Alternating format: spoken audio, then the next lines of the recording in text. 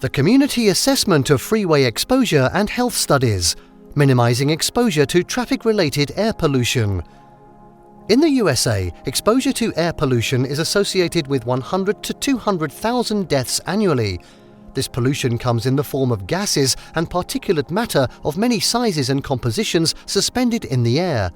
These pollutants can have serious health implications, and where people live and how long they stay there impacts a person's exposure and their likelihood of associated illness.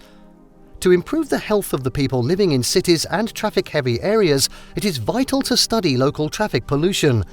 Dr. Doug Brugge at the University of Connecticut, USA, leads a group of researchers and community partners dedicated to this important issue. Starting in 2008, the original Community Assessment of Freeway Exposure and Health, or CAFE study, investigated levels of pollution in Boston communities near high traffic volume highways. CAFE now provides an umbrella for several ongoing research projects that collaborate with affected communities.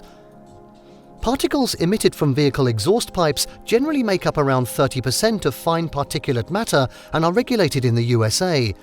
A particular concern is the high concentration of the smaller ultrafine particles commonly found in traffic-heavy areas of cities. These concentrations vary a great deal over tens to hundreds of meters and remain unregulated, representing an emerging health burden associated with poor health, including risk for cardiovascular disease. Air purifiers have become increasingly popular due to the COVID-19 pandemic and have the ability to reduce the concentrations of particulate matter indoors, including traffic-related particles. The CAFE project team conducted a pilot study showing that when HEPA filtration is used, participants' homes have 50 to 85% lower concentrations of particles than when sham filtration is used as a control condition.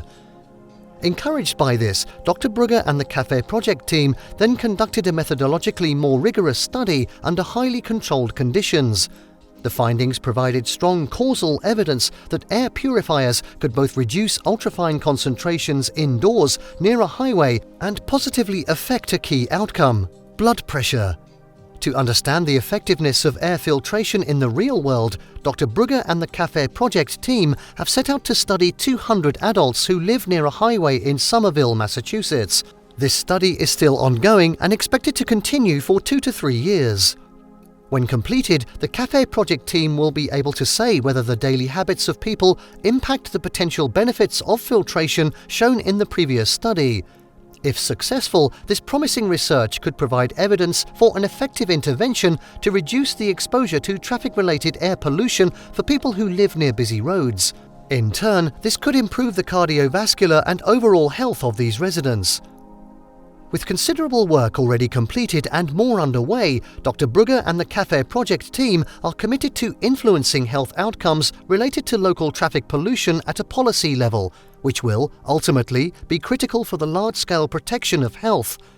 By expanding our understanding of this underappreciated type of pollution, the CAFE project team is also raising awareness about this invisible, odorless toxic pollution that comes from motor vehicles.